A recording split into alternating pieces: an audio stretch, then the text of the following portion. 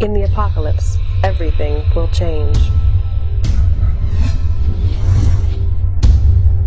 Prepare for the hazards of survival with Zombucks, currency of the apocalypse, before it's too late. Hey everyone, welcome back to AMTV. I'm Topher Morrison. The question for today is, does Iran need that many nuclear centrifuges?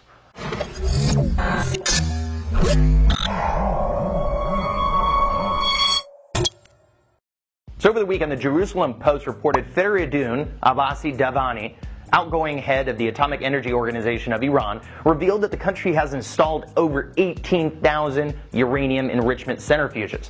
Iran maintains they are for peaceful purposes. The United States and Western allies, at least publicly, disagree.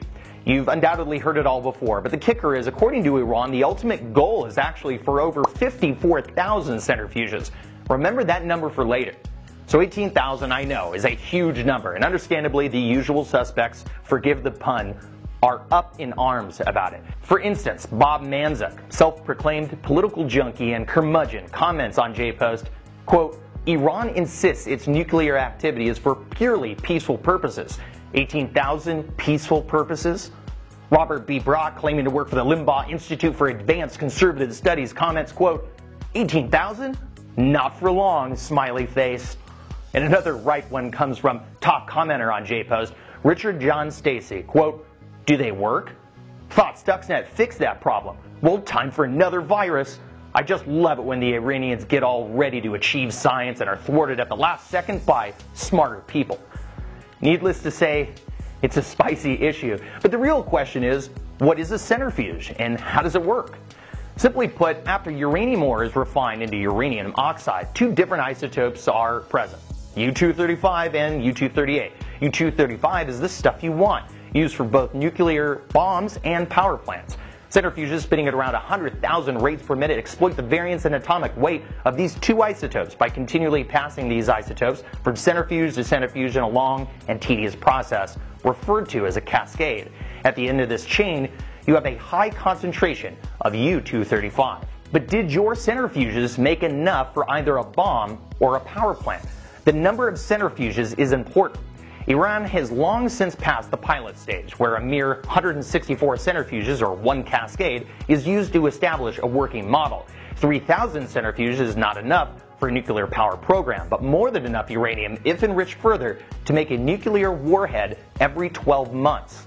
So, if Iran is bent on nuclear weapons, as much as the hawks in Washington and Tel Aviv insist they are, and considering 10,000 centrifuges have been in operation with 7,000 more to start in Iran today, Iran ought to have 10 to 15 nukes already. But remember that 54,000 centrifuge goal. While 3,000 centrifuges can produce between 1 and 2 metric tons of low enriched uranium a year, sufficient for a weapon, a nuclear power station and program which Iran says it's peacefully attempting to establish requires more than 50,000. One might say 54,000 would be a tidy goal. So while tens of thousands of centrifuges and warhead talk all sound very scary, the devil, ironically like the truth, is in the details. Ultimately, intent is the contentious issue because it's notoriously hard to prove.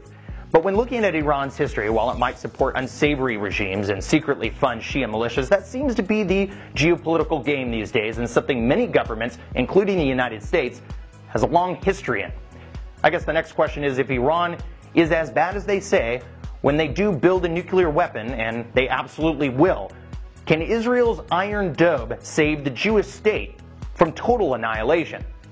AMTV tackles that question next. If you enjoyed this content, subscribe and share this video across all your social media. Got a tip or an interesting news clip? Shoot me an email at tophermorrison@amtvmedia.com. For more bonus material, follow me on Twitter @AMTV News and like me on Facebook @TheReal Topher Morrison. Find my sourced work and more videos like these at amtvmedia.com. Keep us independent. Please donate $5 per month to alternative media.